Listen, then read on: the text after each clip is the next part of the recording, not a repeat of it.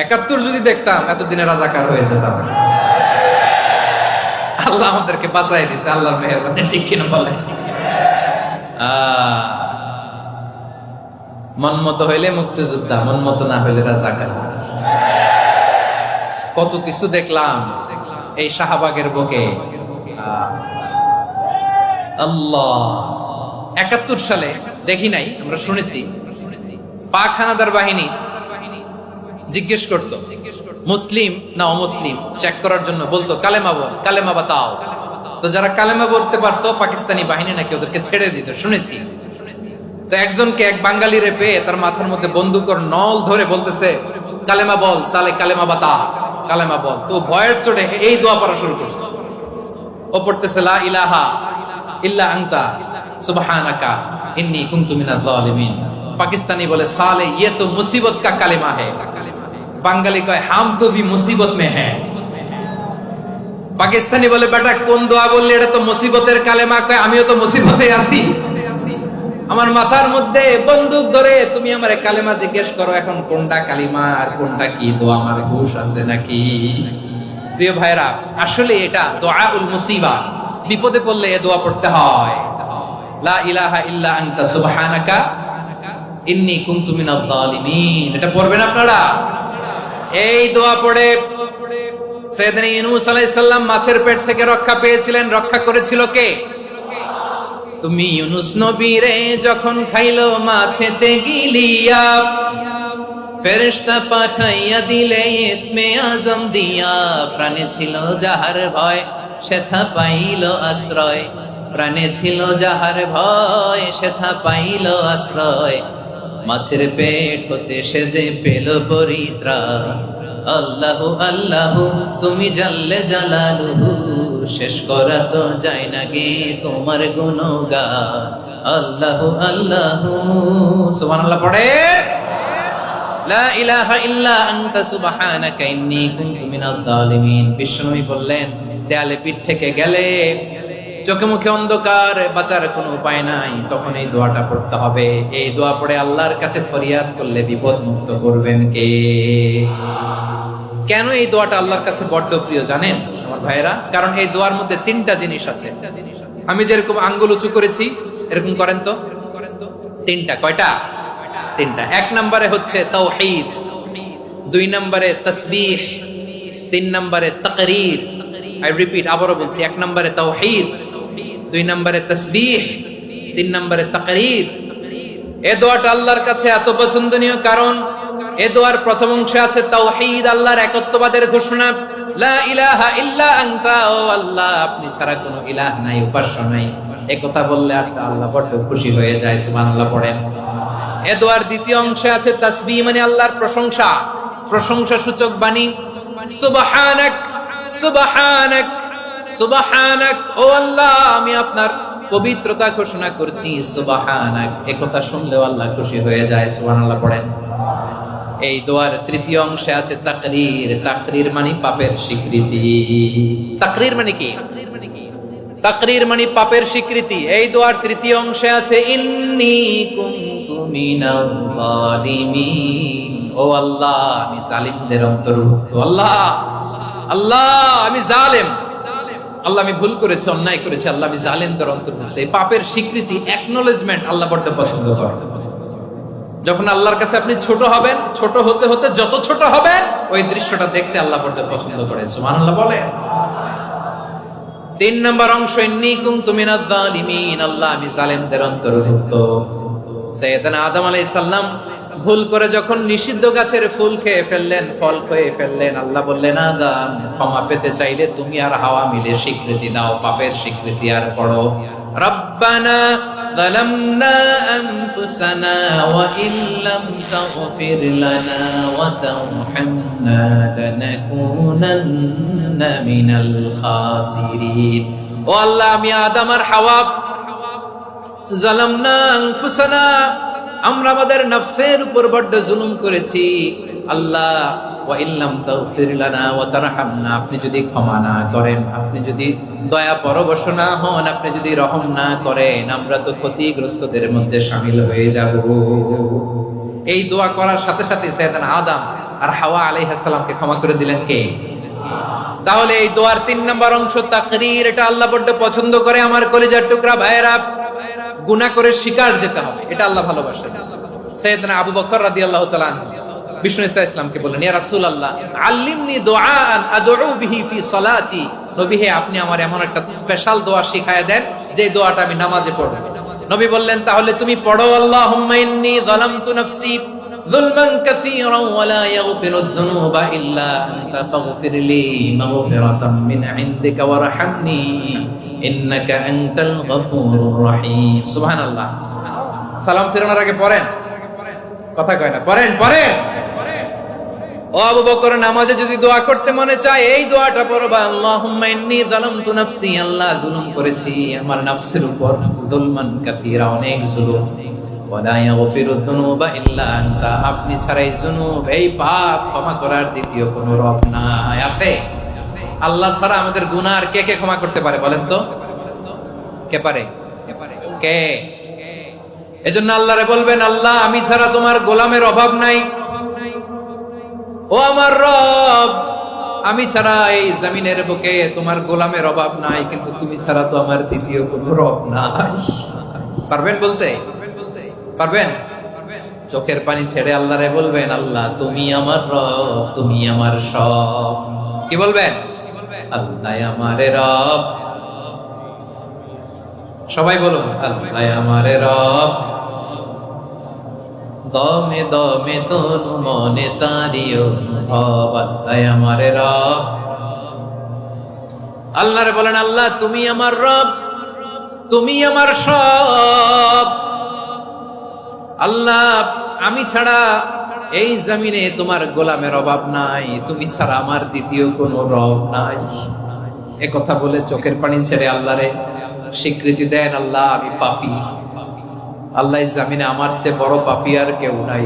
ওযু করে সিজদায় লুটিয়ে পড়ে চোখের পানি ছেড়ে আল্লাহরে পাপের স্বীকৃতি দেন, আল্লাহ এমন কোন জুলুম নাই, গুনাহ নাই আমি করি নাই, সগীরা কবিরা, জেনে না জেনে, ইচ্ছায় অনিচ্ছায়, শিরকি বেদাতি সব গুনাহ করেছি। আল্লাহ আকাশের নিচে জমিনের উপরে আমার চেয়ে বড় গুনাহগার আর কেউ নাই। চোখের পানি ছেড়ে আল্লাহরে বলেন, আল্লাহ আমি ছাড়া তোমার গোলামের অভাব নাই, তুমি ছাড়া আমার দ্বিতীয় কোনো রব নাই, তুমি ছাড়া তো কেউ আমার গুনাহ ক্ষমা করার নাই, তুমি আমার রব, তুমি আমার সব। বলতে পারবেন? এই তাকরীর আমার পটুয়াখালীর ভাই, এই স্বীকৃতিটা দেখতে আল্লাহ বড় ভালোবাসেন, কারণ আমরা সবাই গুনাহগার। আমরা সবাই কি? বিশ্বনবী বলেন, কুল্লুকুম খাত্তাউন, আ বনি আদম তোমরা সবাই পাপী। সবাই কি? সবাই পাপী। আমরা সবাই পাপী, আপন পাপের বাটখারা দিয়ে অন্যের পাপ মাপি। আমরা যে পাপী এটা ভাবতে মনে চায় না কারণ, খালি অন্যের পাপ দেখি আমরা, এটা ভুল। ওর এই পাপ, ও পাপী, ও জালেম, ও জাহান্নামী, এরকম একটা টেন্ডেন্সি। আমার যে কি হালাত এটার খেয়াল নাই। খেয়াল করতে হবে যে আমি সবচেয়ে বড় পাপী, ঠিক কিনা বলেন? পাপ করি না এমন কেউ আছি? হ্যাঁ আছি, আছি। কেউ না জানলেও জানে কে আমার পাপের ঘটনা? পৃথিবী না জানুক আমি তো জানি, আমি কি পাপ করেছি। ও আমার কলিজার টুকরা ভাইয়েরা, মাথাটাকে নিচু করে জীবনের সব গুনার ফিরিস্তিগুলো একটা একটা করে স্বীকার করে আল্লাহরে বলেন, আল্লাহ আমি পাপী, আল্লাহ আমার চেয়ে বড় পাপী এই দুনিয়াতে কেউ নাই, আকাশের নিচে জমিনের উপরে আমার চেয়ে বড় পাপী কেউ নাই। একটা একটা করে আল্লাহ স্বীকার করি আমি পাপী, সব পাপের স্বীকৃতি দিলাম। পৃথিবী না জানুক আমি তো জানি, আমি কি পাপ করেছি। হায় আমার পাপের করলে বিচার, বাঁচার আমার নাই উপায়। দয়াময় তুমি মাফ করো আমায়, মাফ করো আমায়। আল্লাহ তাআলা যদি দয়া করে আমাদেরকে মাফ না করে, আমাদের বাঁচার কোনো উপায় নাই। আপনি কি ভেবেছেন আপনার নামাজ দিয়ে আপনি জান্নাতে যাবেন? আপনি তাহাজ্জুদ গুজার, সেজদা দিতে দিতে কপালে দাগ ফেলেছেন, এটা আপনারা জান্নাতে নেবে না। আপনি এলাকার সবচেয়ে বড় হাতেম তাই দানশীল, এই দানের ভরসায় বসে আছেন, কশিন কালো না। আমাদের নামাজ, আমাদের রোজা, আমাদের ইবাদত, এগুলোকে মিজানের পাল্লায় উঠালে কোনো ওজনই হবে না। তবে আমাদের একটা কৌশল জানা আছে, আমরা আল্লাহর রহমতের ভিখারি। আমরা সেদিন আগেই গুনার স্বীকৃতি দিয়ে দেব। আমরা বলবো, আল্লাহ তুমি প্রশ্ন করার আগে তোমার একটা কথা বলি, আমারে কিছু জিজ্ঞেস করো না, আমি সব করেছি। এমন কোন পাপ নাই যে পাপ আমারে দিয়ে হয় নাই। তোমার রহমত দিয়ে তুমি জান্নাতে পাঠাবা, তোমার দয়ায় জান্নাতে যেতে চাই, আমল দিয়ে না। পারবেন বলতে? কিয়ামতের দিন আমরা বলবো, আল্লাহ আমার আমল দিয়ে জান্নাত চাই না, আমি তোমার দয়া দিয়ে জান্নাত চাই। তোমার দয়া ছাড়া আমার কোনো উপায় নাই। কারণ আল্লাহ যদি বিচার করে বাঁচার কারো উপায় নাই। আল্লাহ যদি বলে ফেলেন তুই এটা করলি কেন, ওখানে গেলি কেন, কোরআনে 1000 বার নিষেধ করলাম তারপরেও এই পাপে জড়ালি কেন, এরকম প্রশ্ন ছুড়ে দিলে আমার উত্তর আছে? বাঁচার কোনো উপায় আছে? রোজ হাসরে হে আল্লাহ আমার করোনা বিচার, আল্লাহ করোনা বিচার। বিচার চাহি না তব দয়া চাহি, এ গুনাহগার করোনা বিচার। আপনার আমল দিয়ে জান্নাতে যাবেন? কি দিয়ে যাবেন? আল্লাহর দয়া দিয়ে। আল্লাহর রহম আর দয়া ছাড়া কেউ জান্নাতের চেহারাও দেখতে পাবে না। আমার প্রিয় ভাইয়েরা, এই দোয়া আল্লাহর কাছে পছন্দনীয় হওয়ার কারণ তিনটা। দোয়ার প্রথম অংশে আছে তাওহীদ, আল্লাহর একত্ববাদের ঘোষণা। এই দোয়ার দ্বিতীয় অংশ আছে তাসবিহ, আল্লাহর প্রশংসা সূচক বাণী। এই দোয়ার 3 নাম্বার অংশ পাপের স্বীকৃতি।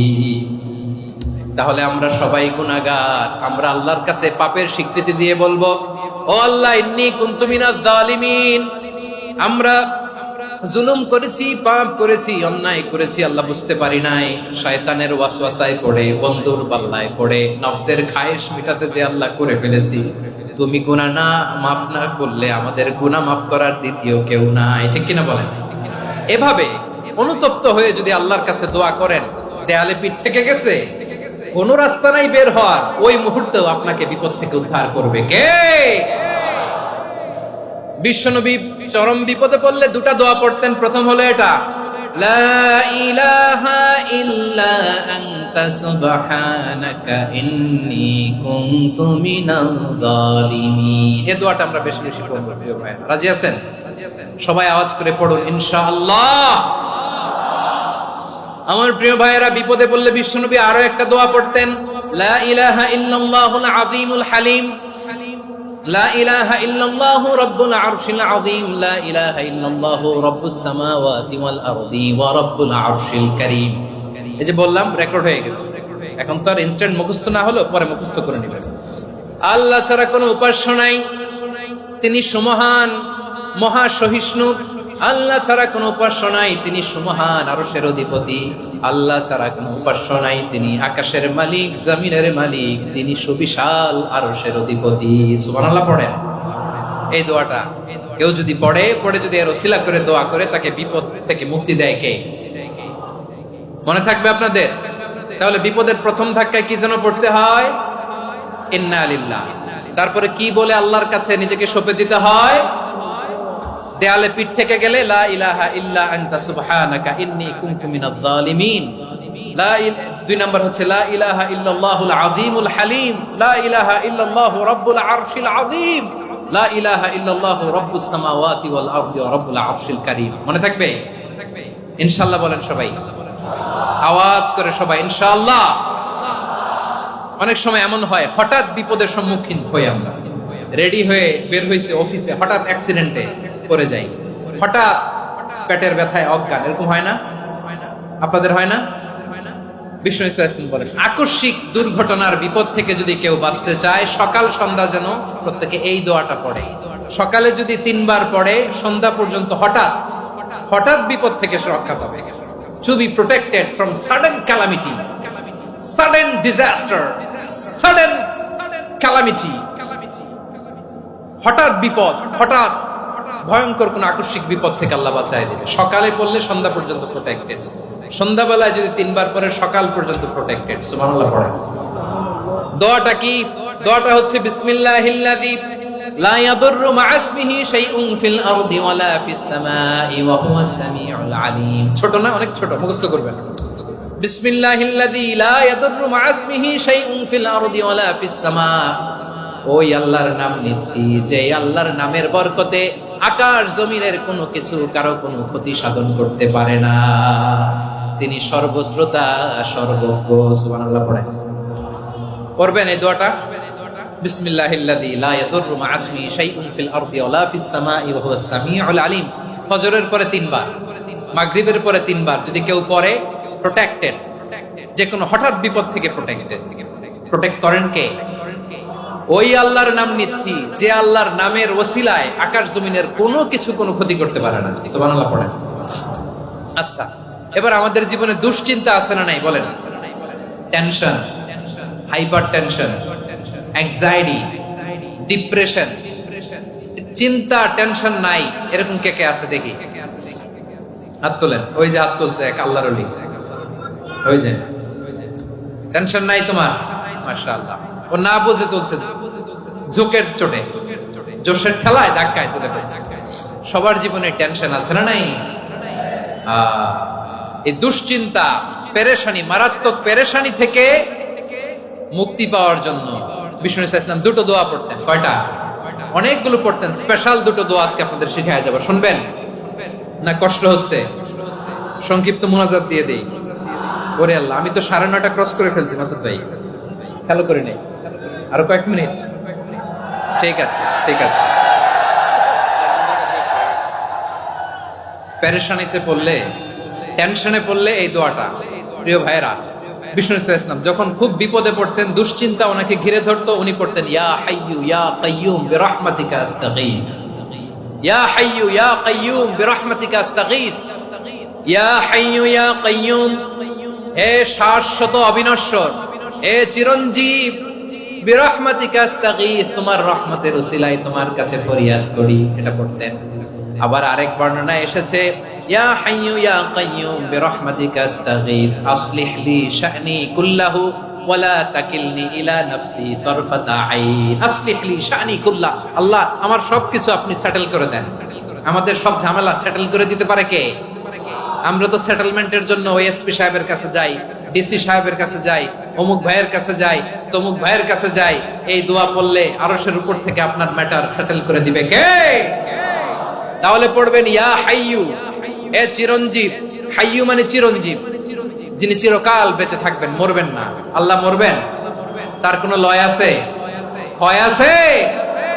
সূরা রহমানে আল্লাহ বললেন কুল্লু মান আলাইহা ফানি ওয়া ইয়াবকা ওয়াজহু রাব্বিকা যুল জালালি ওয়াল ইকরাম ফাবিআইয়ি আলাই রাব্বিকুমা তুকাযিবান। জমিনে যা আছে সব ফান, ভ্যানিশ হয়ে যাবে, নিশ্চিহ্ন হয়ে যাবে, শেষ হয়ে যাবে, সব বিলুপ্ত হয়ে যাবে, একজন ছাড়া। জোরে বলেন তিনি কে? ইয়া হাইয়ু। আমার সাথে আওয়াজ করে পড়েন ইয়া হাইয়ু ইয়া কাইয়ুম ইয়া হাইয়ু ইয়া কাইয়ুম বিরহমাতিকা আস্তাগীথ আসলিহ লি শা'নি কুল্লা ওয়ালা তাকিলনি ইলা নাফসি তারফাতা আইন। এভাবে দোয়া করলে আপনাকে বিপদ মুক্ত করবে কে? এই দোয়াটা কেন পছন্দ আল্লাহর কাছে? কারণ এখানে আল্লাহর 2টা সুন্দর নাম আছে, গুণবাচক নাম, আল হাই, আল কাইয়ুম। এই 2টো নাম আছে এখানে। আবার এই 2টা আয়াতুল কুরসির অংশ। আয়াতুল কুরসির শুরুতে এটা আছে না নাই? হ্যাঁ, আছে না নাই? 3 নাম্বার কারণ এটা ইসমে আজম। কোন দোয়াটা ইসমে আজম? যে দোয়া ওসিলায় দোয়া করলে আল্লাহ দোয়া ফেরায় না, অনেকগুলো মত আছে, সবচেয়ে ভ্যালিড মত হচ্ছে এটা, ইয়া হাইয়ু ইয়া কাইয়ুম, এর ওসিলা দিয়ে দোয়া করলে দোয়া কবুল করে কে? 2 নম্বরে বিশ্বনবী মারাত্মক বিপদে পড়লে আরেকটা দোয়া পড়তেন, আল্লাহুম্মা ইন্নী আবদুক। আগে দোয়াটা পড়ি, শুনেন। আল্লাহুম্মা ইন্নী আবদুক ওয়া ইবনু আবদিক ওয়া ইবনু আমাতিক নাসিয়াতি বিয়াদিক মাদিন ফিয়া হুকমুক আদলুন ফিয়া কাদাউক আসআলুকা বিকুল্লি ইসমিন হুয়া লাক সাম্মাইতা বিহি নাফসাক আও আনসালতাহু ফি কিতাবিক আও আল্লামতাহু আহাদাম মিন খালকিক أو استأثرت به في علم الغيب عندك أن تجعل القرآن ربيع قلبي ونور صدري وجلاء حزني وذهاب همي। سبحان الله পড়েন।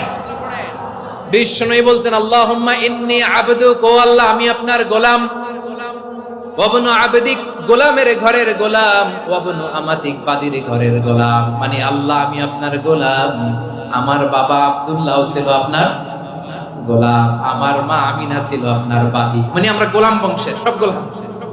নিজের এর চেয়ে আর ছোট করে আল্লাহর কাছে উপস্থাপন করা যায় আমার ভাইরা? কথা কি বুঝতেছেন? নিজেকে এর চাইতে ছোট, নগণ্য আর তুচ্ছ করে আল্লাহর সাথে প্রেজেন্ট করা যায়? বিশ্বনবী বললেন, ও আল্লাহ আমি আপনার গোলাম, গোলামের ঘরের গোলাম, দাসীর ঘরের গোলাম, নাসিয়াতি বিয়াদিক, আমার মাথার চুলের ছুটি আপনার হাতের মুঠোয়, আপনি ডানে টান দিলে আমি ডানে যেতে বাধ্য, আপনি বাঁয়ে টান দিলে বাঁয়ে যেতে বাধ্য। সুবহানাল্লাহ বলেন।